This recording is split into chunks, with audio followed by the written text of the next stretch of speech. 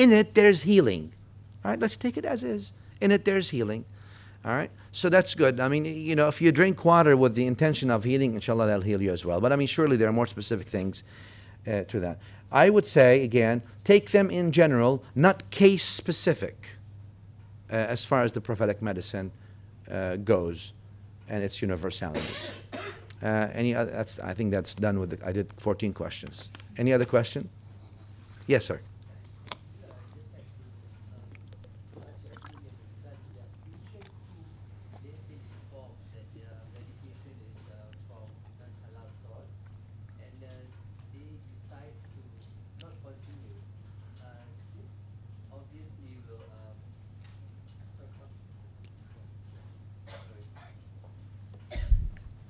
No, sorry, go. Assalamu alaikum warahmatullahi wabarakatuh. Thank you, salam. Okay, by stopping from taking this medication, they will actually worsen their condition.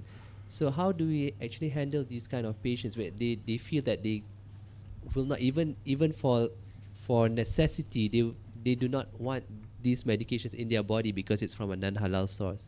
So how do we handle these kind of patients? Yeah, I mean, that's a good question.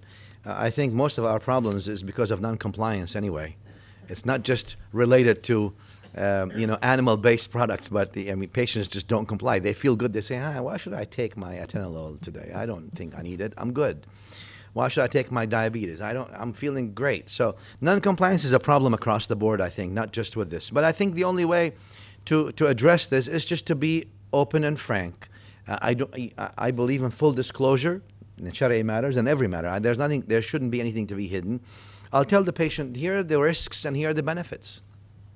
Now, I don't have any other alternative for you that will do the same thing. And if you don't do it, there are risks that you're going to be risking. It's your decision at the end of the day. I'm here to advise you. But I'll tell you that from a Sharia perspective, because it's a necessity, it is okay and it's fine. And inshallah, use it with that belief that you have to use it now. It's not just, it's an option for you from a Islamic point of view to use. If it's a necessity, you must use to save yourself. And so full disclosure, I think, and speaking to that with the patient, I think that's the only way. And like I said, at the end, you're always going to have non-compliance across the board. I don't have any other answer. I'm sorry. Yes, sir.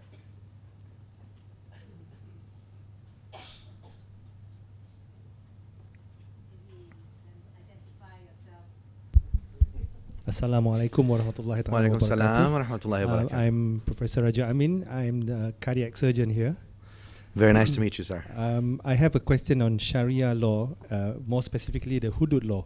Maybe the orthopedic people might be interested also, in the sense that because we live in this modern world where we are exposed to Western belief in many ways. Now this country is being plagued with ideas of the hudud law. I'm sure quietly many of us do not really agree with some of the methods of penalty that has been that we hear in the hudud law. But however, I still believe that it is the right way, but in a modified way. So I'm just wondering your opinion. For example, the law that says that if you steal something, your hands get cut off. I believe that it should not be literally cutting off your hand. It could be a form of rehabilitation in such a way that your hand cannot do that particular function of cheating or stealing or whatever. This is my own opinion. So I'm just wondering whether is it physically cutting. If you actually physically cut a person's hand, he has the other hand because he has no other means of earning. He probably go and steal again and cut the other hand, and he ends up being a very bitter person, and he might do something else or something worse than that. Can you give your opinion on that? Okay, all right, that's a big topic. Look, I always believe that you gotta take things in context, not a section of content, and then blow it up and make it as it is the law. The criminal justice codes of the Islamic law are just part of the law. So criminal justice system penalties or codes are just part of a big law that also talks about equality, that talks about social security, that talks about opportunity, that talks about justice in society, that talks about means. For example, Sayyidina Umar radiallahu ta'ala anhu, the second righteous Khalifa, in the year of drought, he suspended the criminal justice system codes. Because when people don't have the means to eat, they're going to steal. And he viewed that it is unfair then to punish them for doing something which is, he considered again, they're doing what's necessary to survive. All right. So, Islam, before it applied, in my view, again, before it applied its criminal justice codes, applied its social justice codes, applied opportunity codes, applied understanding codes. Then it did apply the codes.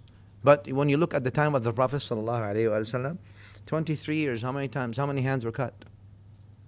When you look at other codes that we have, how many of them?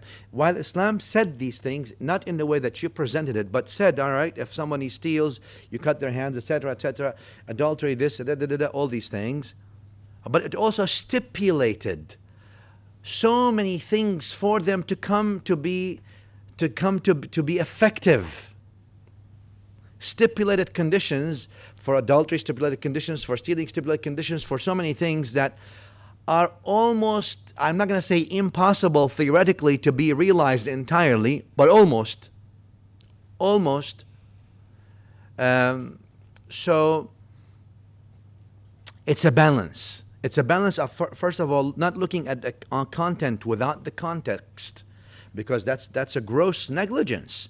When I take one thing and I say, hey, I beat on it, this is what it is, and I don't have the context of the Islamic view of how a prosperous, just society runs. And then obviously, then the conditions that must be met and the prerequisites must be fulfilled. And those prerequisites and conditions are so hard to meet in reality that it's almost impossible, like I said. I mean, I don't want to go into the technicalities, but you probably know the conditions for adultery, conditions for stealing, and for theft, and all these things. I mean, the way that the accused is convicted of it, the process is so burdensome almost that is not possible. So again, I think we need to look at everything as a context and apply, not just one thing and apply. You know, we start with lots of things. And again, people have priorities in what they want to apply, I guess. Allah knows best. So, Shaykh, do you think it can be practiced fairly in any society in the world right now? Justice is good. Equality and fairness is good. Can we do it or not? It's a matter of a human being's will and desire. But as you all know, I mean, we human beings, we're greedy and we have personal ambitions. And for those both, we're willing to do any and everything. And if it necessitates that we have to cloak them with religious rhetoric, then so be it. What I'm saying is, what prevents people from being fair and just is their will to do so. If you want to be fair, you can. We have examples where it was possible. But if we want to be greedy and not fair, then also we can, and you know, human history is rife with that. So should we similarly, if you want to carry out hudud law, do the same thing, the social justice part first? I believe that that's part of the law, doctor. I mean, I don't believe that the law is... It's a gross misrepresentation to say that Islam is applying criminal justice law only, codes only. Wow. What about the law of equality? What about the law of fair opportunity? What about the law of the freedom? What about the law? There's so many things that the Quran came and the Sunnah of the Prophet ﷺ came and ensured. What about the law that you should not be sleeping and your neighbor is hungry? I mean, what about these laws?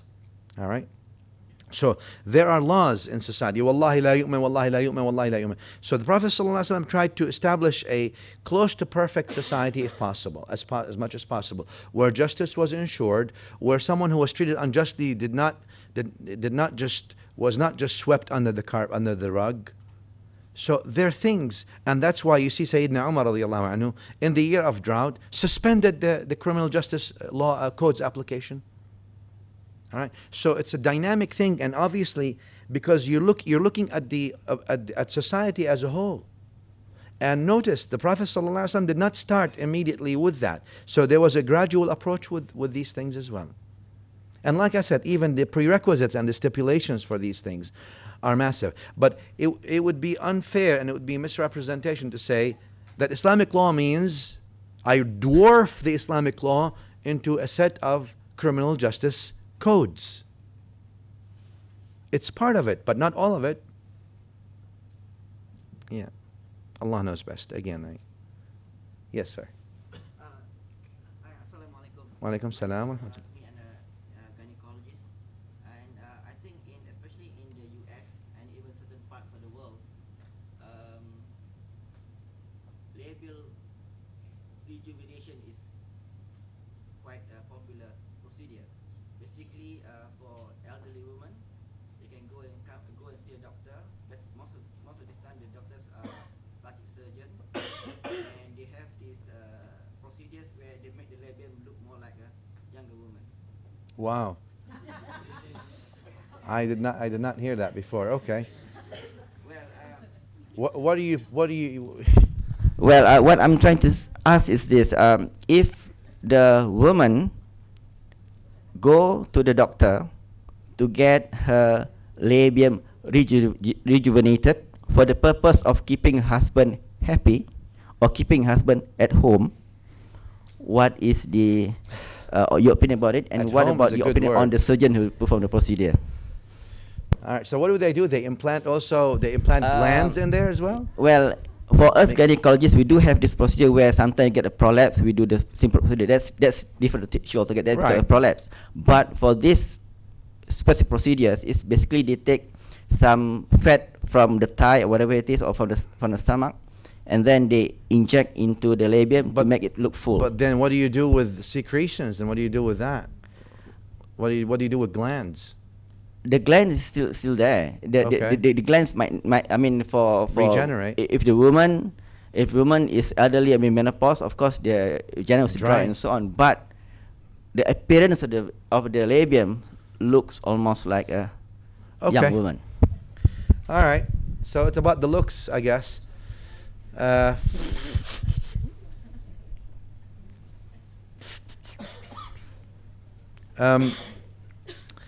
And the fuqaha have written something about women who are excessively hairy, especially the condition of hirsutism, right? Hirsutism. So they said that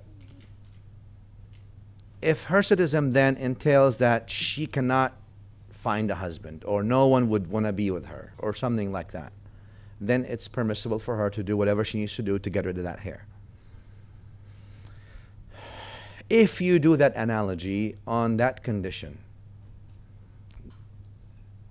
again, I only got from you a look, not a feel. And I guess that whole business is also about feeling, not just looking. But if that's to me, if it's gonna be a marriage saving thing, then I'll consider it. Yes. If it's not a marriage saving, in other words, there's no way, yes, then yes, Allah knows best. Yes, sir. Alaikum salam wa rahmatullah. On that issue, how would you reconcile the fact that actually just now you can't do cosmetic surgery on your face, and that one? My question was about the just now you mentioned about plastic surgery on the face. How would you reconcile doing on other parts of the anatomy where cosmetic surgery, facial surgery is not permitted unless you have an accident also? for Right. beautification. Yeah, I mean the way the way the reconciling was basically based on a condition or a classic case that was given by the old fuqaha about the jurists about a female who has excessive hair, and they said, you know, she cannot get married, we cannot do anything, and she's gonna be at home, no one's gonna want her. So they said, all right, it's permissible then, right? Because you know it's not possible to unplug the hair. Some people have disconnected eyebrows, etc. So that was a problem in some countries that were Muslims, in, whether it's Africa or so. So the question was, is it permissible? And the jurist said it is permissible for that case, for her, so she can get married and her husband can accept her. Now, or a potential husband can accept her. Now, the similar situation would be, you know, and again, you know, if the husband says, look, if you don't do this, I'm not gonna stay at home, for example, is what he said. If it's a marriage saving condition and she has no other way and there's no other way, still I have a problem with it because it's a look rather than a feel issue, and you know, we know the whole business is both, is looking and feeling actually. I don't know how that would do it. So I said I'm willing to look at it and consider it as an individual case rather than just a blanket judgment like the hair business, which I would say it's more blanket, it's more general judgment than this case. These cases sometimes would need to be looked by the mufti individually. Just like I said, because as a physician, I'm not convinced that if I, you know, somehow, you know, put some padding of fat, you know, under the labia minora or labia majora, I don't know where he's doing it, it would give it a fluffy feeling, you know, cushiony, but there's no glands, there's no, you know, the whole physiology behind it is sort of not there. So I don't know what it is. But anyway, I can't, that's a personal thing. So like I said, these things I would like to, you know, you probably want to look at them individually rather than is just a general thing, because that's a strange one in a sense. I don't know how often it is, but it's kind of strange. Yeah, because I've seen this so-called videos and so on, and then the way I look at it is this way. I mean, if I were to learn it, the procedure, and of course, being a Muslim, I would like to confine it to within a marriage for the purpose that we mentioned earlier. But of course, if you do it for someone who is using it to earn money out of it, of course that's haram. Yeah, without a doubt. And at that age, I mean, do you really earn money? That, wow. Because we're talking like 52 something, right? At least, beginning when things become dry. But anyway, I don't like I said. Let's just try.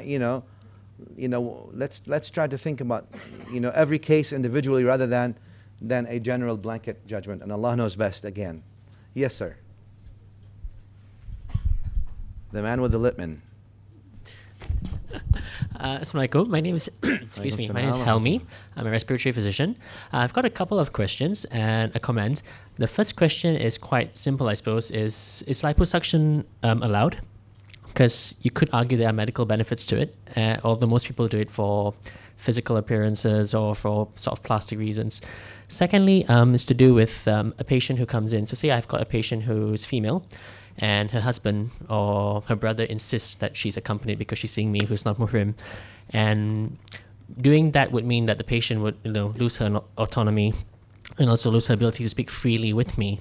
I'm just wondering what kind of approach would be best in such situations, and also what the view from an Islamic perspective is in such a situation. And comments-wise, I just think that if sex is the only thing that's stopping a marriage from breaking up, there's probably other issues there as well. So it's not going to be that. It's going to be more complicated than that, I would Agreed. think. On the first question, I would like you to distinguish between a sought benefit and a necessity. Benefit is something, and necessity is a whole different ballgame. So yeah, there may be lots of benefits from doing liposuction, but it's not a necessity. It's not a life-saving measure, so it's not permissible in my view. There are different ways. You can drink a lot of water and walk. As far as the other thing, look, it's a tricky situation. So what I would try to suggest to you is, when taking medical history and trying to speak with the patient about things, the patient sometimes will only tell the doctor things that nobody else knows. So maybe that should be in private. But upon examination, maybe then you can, with the patient's consent, obviously in the United States, the patient's consent is important. And if the patient consents to anybody else, there's nothing we can do. So it's an ethics question, but from an Islamic ethics point of view is, upon actual physical examination, if that person wants to be there, great, that's no problem. Taking history, I'm just reluctant simply because sometimes people will not divulge information if other people are there. And I need to, complete medical history is important, obviously. So that's what I would say. I would say, you know what, let me just get some questions from the patient, and after that, you'll be in with her. You're her husband. I'd like you to be in with the physical, with the physical checkup, if that's okay with you. If that's not okay, it's not okay. There's nothing we can do.